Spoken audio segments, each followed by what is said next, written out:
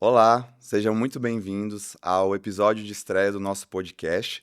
Eu sou o Dr. Ubirajara Guiar, endocrinologista, e nesse podcast nós vamos falar sobre áreas e temas relacionados à saúde de forma simples, áreas que se interligam com a saúde hormonal. E vamos ao coração do assunto, literalmente, né, que hoje nós vamos falar sobre a saúde do coração.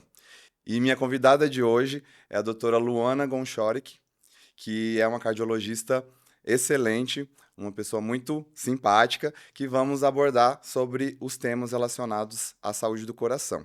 E para começar, a gente vai falar sobre alguns mitos que as pessoas entendem sobre a saúde do coração. Um deles, para a gente começar, sobre o café. Ele continua sendo um vilão para a saúde do coração? Primeiramente, muito obrigada pelo convite. Estou lisonjeada de estar aqui hoje, né? Estou bem animadíssima para esse primeiro podcast, né? Então, vamos falar sobre o café. Café foi um vilão por um bom tempo, né? Então, agora, tudo tem que ser dose dependente. Tudo na vida, não só do café, mas tudo, né? Então, na medida certa, ele também pode proteger o coração. Porém, é apenas até 200 a 250 ml por dia. Mais que isso pode sim prejudicar. Por quê? Qualquer pessoa pode ser prejudicada pelo café? Não. São aquelas pessoas que já têm predisposição a ter algum tipo de arritmia. Pessoas que têm um coração bom, que não têm nenhuma doença estrutural, talvez um pouco mais de café não seja tão prejudicial. Mas se você não sabe se o teu coração consegue tudo isso de cafeína, então é melhor cuidar e ter um limite de café por dia. Para pessoas sensíveis, né, que quando tomam mais café já sente o Sente coração a acelerar. batedeira do coração, que eles já vêm, E- doutora, tô com batedeira no coração. Bebi 1 litro de café hoje. Calma aí, não é assim, né? Certo. Isso vale Então, também para energéticos também, que tem cafeína, as pessoas às vezes não. exatamente. Os pré-treinos Aham. também, né? Que vão deixar com mais energia pro treino. Na dose certa, tudo vale a pena. O Uhum. problema é o excesso. Certo. E sobre a questão de aspirina, tomar aspirina previne infarto. Todo mundo aí tomando sua aspirina. Isso é verdade ou mito? Então, antigamente, passou de 60 anos, todo mundo ganhava uma aspirina de brinde. Era batata. Ia no postinho, consultava e ganhava aspirina. Atualmente não é assim que funciona. A aspirina, quando bem indicado, tem que ser usada. Paciente que já tem um infarto prévio, que já tem uma molinha, um stent no coração, precisa sim fazer o uso de aspirina para um longo tempo, né, para o resto da vida. Porém, pacientes que não têm nada e não tiveram nenhuma avaliação, apenas o médico do posto passou aspirina, sem outras avaliações, o risco de sangramento é muito maior do que o benefício que ela possa causar. Então, Interessante. não, somente se for indicado. Certo. E as pessoas acham que fazer esportes, principalmente musculação, estão imunes, prevenindo infarto ou outras doenças cardíacas. Isso é assim mesmo? Não, bom se fosse, né? Bom se fosse que qualquer a musculação, já umas 3 vezes na semana, ajudaria a limpar nossas artérias. Mas não é assim que funciona, né? Se as artérias têm alguma obstrução, ela tem que ter uma boa alimentação, ou uso, se for indicado, de estatina para tentar estabilizar as placas, para não aumentar, e não somente o exercício. O exercício faz parte, é principal, sim, ajuda muito, mas ele sozinho também não faz milagre, né? Então a gente tem que sim a avaliação, toda a parte de alimentação e dos Dos hábitos de hábitos, vidas, do né? sono. E Com tem, principalmente o sono. O tem sono ajuda gente bastante. Tem gente que acha, né, que por estar sendo ativo ali, fazendo atividade física, musculação, acha que está cuidando por não fumar, não beber, mas às vezes abusam de hormônios, de estímulos, né, para perder gordura, que fazem também um mal para o coração. Com certeza. Então, Por isso que tem que sempre você fazer qualquer estratégia juntamente com um auxílio profissional, de um exatamente. médico, certinho, te orientando. Porque assim, só porque a vizinha tá fazendo, às vezes não é o certo para você. Talvez para ela com orientação seja o certo, mas para você não. Então tem que cuidar muito disso. Certo. E quando a gente ouvia falar que um vinhozinho, tomar uma taça de vinho por dia faz bem pro coração. Como que funciona? É verdade? Então, aí nós temos os dois pilares na cardiologia. O cardiologista não vai poder te incentivar a beber. Ah, não, beba um cálice de vinho todo dia se você não bebe. Beba para ajudar as tuas artérias. Porém, se a pessoa já faz uso, nós temos no Ministério da Saúde a orientação de quantas gramas de álcool por dia seria o máximo ideal. Então, uma tacinha de vinho, para quem bebe, não seria tão prejudicial do que se tomasse uma garrafa inteira. Porém, se o paciente não bebe, não é para fazer uso. Então, a gente não orienta a beber. Uhum. Mas se ele faz, tem que ser na dose baixa de, no mínimo, uma tacinha, uma das pequenininhas. Não é aquela taça enorme que você enche uma garrafa inteira. Sim, porque o álcool Somente. tem seus malefícios também. Eu Exatamente. acredito que essa questão era sobre os flavonoides contidos na uva, então não precisa ser exatamente o vinho, pode ser um suco de uva integral, Com que certeza. auxilie também, né? Isso ajuda bastante nos processos inflamatórios, né? Também. Certo. E a gente tem vários outros mitos aí, tem a questão suco verde também previne a doença do coração, você já escutou mais alguns que... Tem bastante. Pessoas que têm colesterol muito bom. Ah, doutora, eu tô com colesterol maravilhoso. O meu HDL é lá no alto. Então nem precisa olhar pro LDL, né? Porque o colesterol bom vai anular o ruim, né? Não. Os dois são colesteróis, mas fazem partes diferentes. O colesterol ruim vai entupir as nossas artérias. Então, ele sim, nós temos que dosar a dose baixa. Caso isso, a gente ajuda com alimentação, ajuda no exercício físico, caso necessite algum medicamento, né? E o nosso colesterol bom, com uma boa atividade física, a gente consegue subir ele e manter ele em níveis adequados. Ah, isso é muito importante. Com certeza. Vamos falar agora sobre outro tema que a gente atende também, a saúde feminina. É muito diferente o risco da mulher sofrer doenças cardíacas do que o homem, é parecido? O que diferencia? Já na anamnese, na primeira consulta, isso já diferencia da mulher e do homem. Para uma mulher, quando ela vê um risco a gente analisa um risco cardiovascular dela, não é somente com as perguntas básicas que a gente faz para o geral. A gente tem que ver, assim, quantas gestações ela teve, se ela teve alguma intercorrência nas gestações, isso talvez naquele momento não faça diferença, mas daí 20, 30 anos depois, sim, fará. Porque uma pré-eclâmpsia, uma eclâmpsia, que são fatores que acontecem na gestação, que pode ocorrer, pode prejudicar o rim não nesse exato momento, mas daqui a uns 20 anos. Então, é nessa saúde, além da saúde do coração, a saúde renal, a gente tem que cuidar como um todo, tá? E principalmente na parte hormonal, né? A mulher, infelizmente, depois da menopausa, o estrogênio baixa bastante. Uhum. Então, ele é o nosso protetor cardíaco, né? Então, ele ajuda bastante na proteção cardiovascular. Quando a mulher está na menopausa, ela perde essa proteção. Então, aí você pode me perguntar, vou dar hormônio para todo mundo?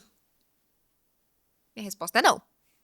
Hormônio é para quem pode, não é para quem quer.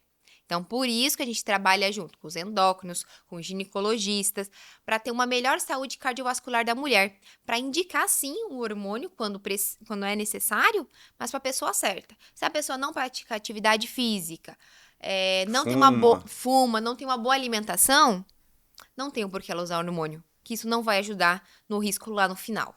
Tá? Se a gente for fazer para proteção cardíaca, a gente tem que ter todos os outros fatores de risco, todos sanados também, né? E também, você pode me perguntar sobre o infarto. Infarto da mulher e do homem é igual? Não. A mulher é totalmente diferente. Só pela ser mulher já é diferente. E se for mulher e pré ou diabética, é mais diferente ainda. Esses dias eu recebi uma pessoa infartando, o único sintoma dela era vômitos incessantes. Nossa. E era, tipo assim, uma dor, mas era uma dor não muito relevante, era uma dor mais no estômago, mas muito, muito, muito vômito. E a mulher estava infartando.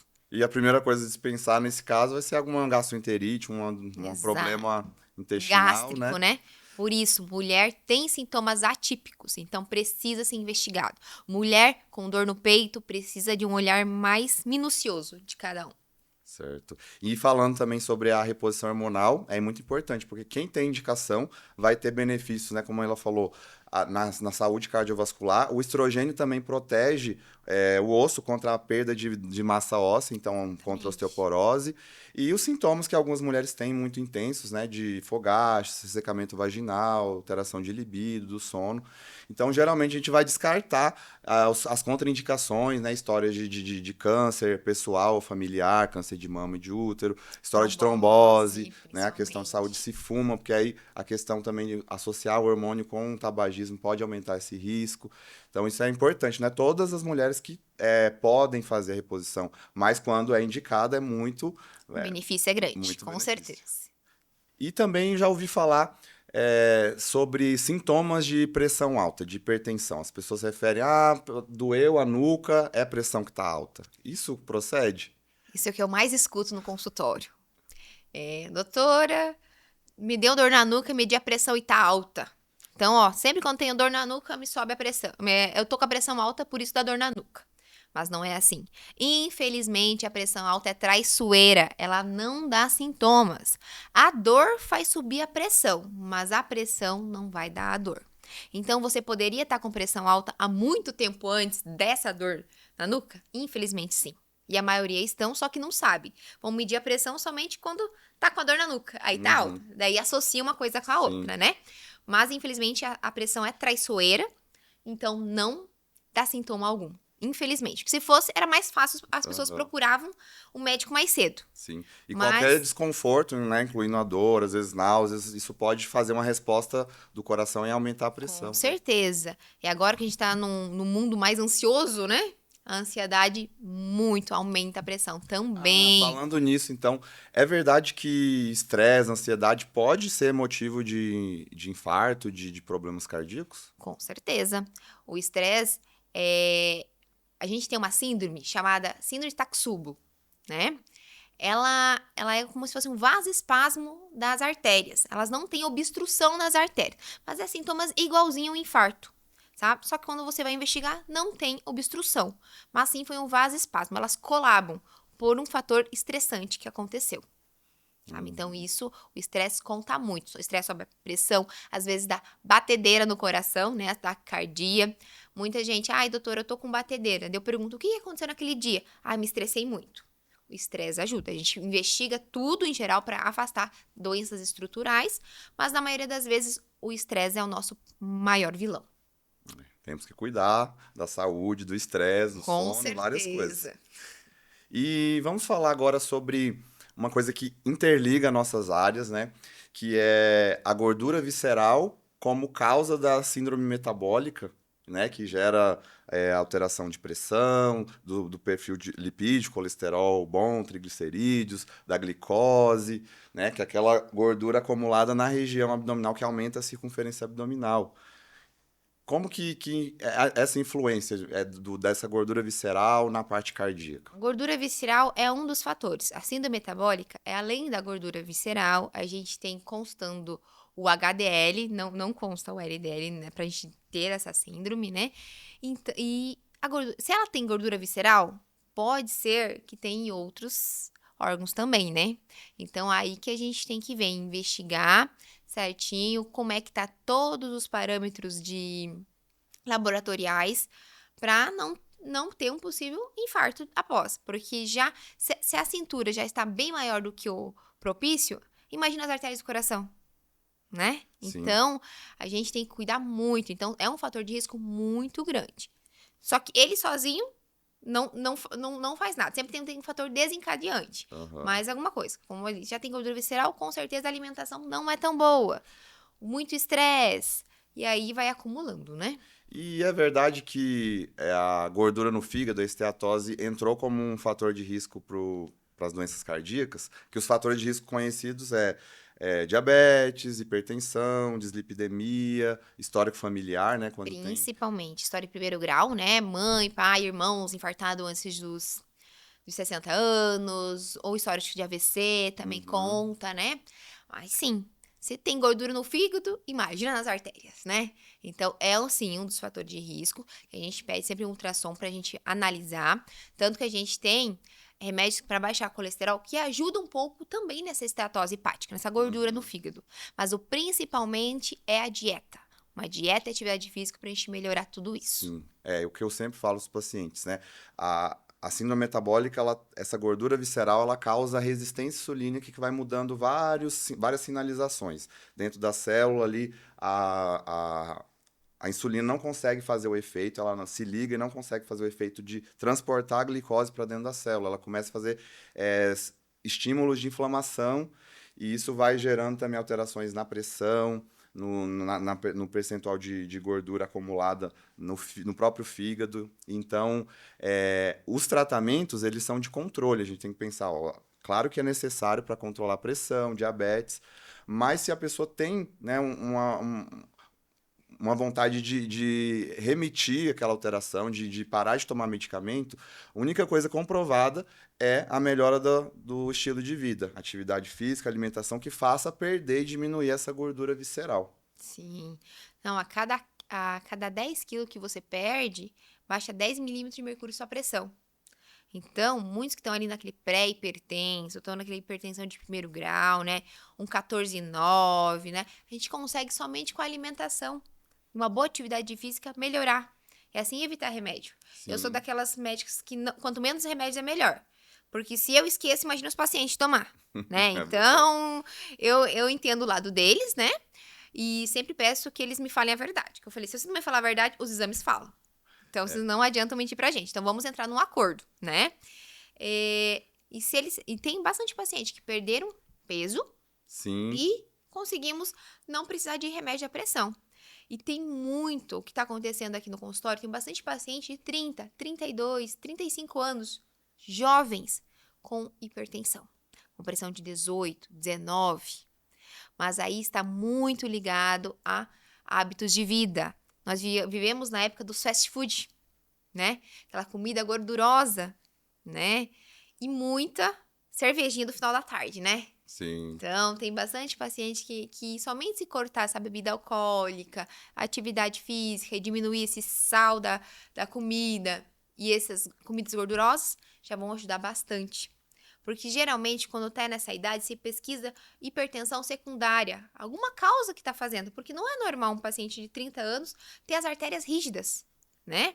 Então, pra gente dizer, não é por conta do envelhecimento. Não, é muito jovem para isso, né? Verdade. Então, a gente tem que procurar as hipertensão secundárias, que a gente chama, mas na maioria a gente não encontra nada. É só hábitos de vida mesmo. Certo. Tá vendo? Então, se você tem já hipertensão e tá com aquela gordura abdominal aumentada, se não quiser tomar remédio, tomar muita medicação, fazer essas mudanças de hábito de vida e perder gordura abdominal, que isso já ajuda a melhorar bastante, às vezes sem necessidade de remédio.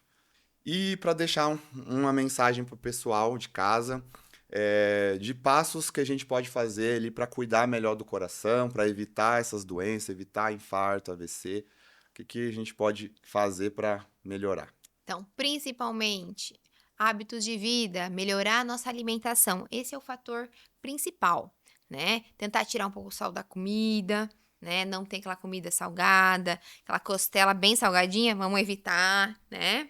Aquelas comidas gordurosas.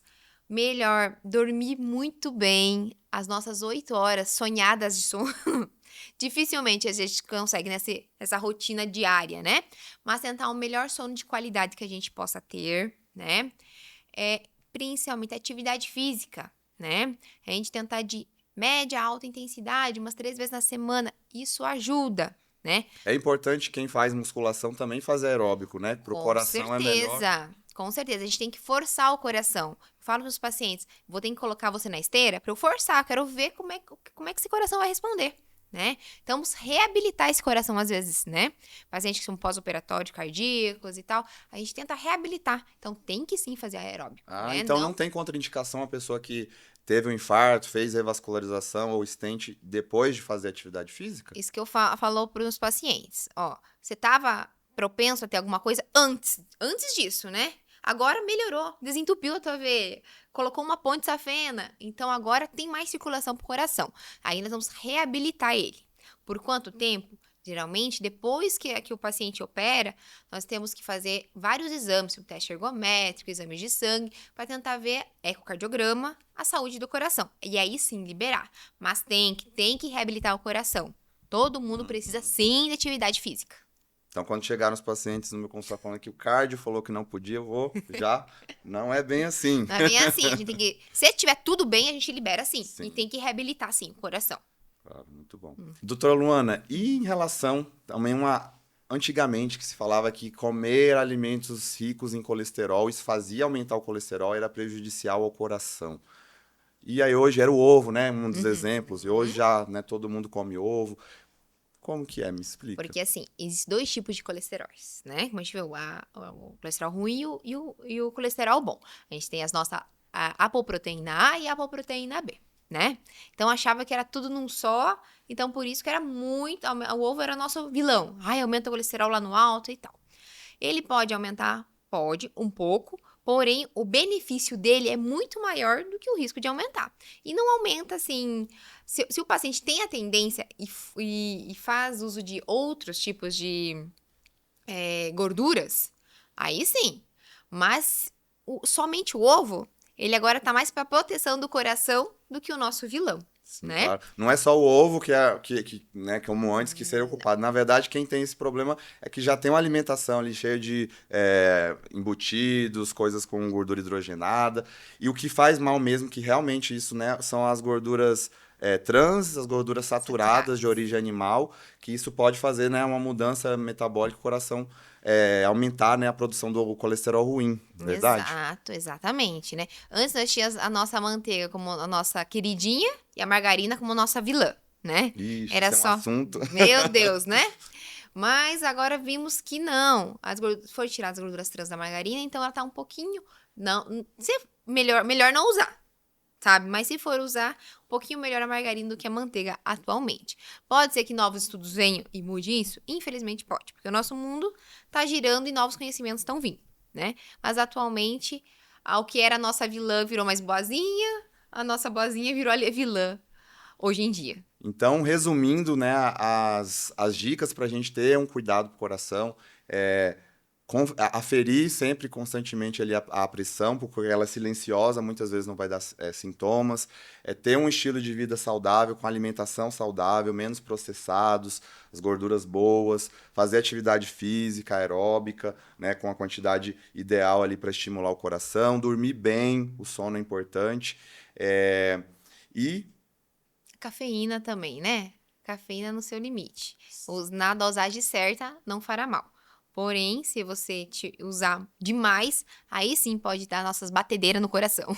Certo? E cuidar também da parte emocional e muito estresse, ansiedade, isso pode prejudicar, né? Então, falando sobre um tema tão importante da cardiologia, da saúde do coração, agradeço a doutora Luana por ter aceitado o convite. Muito bom conversar com você. Agradeço a todos que estão assistindo esse podcast.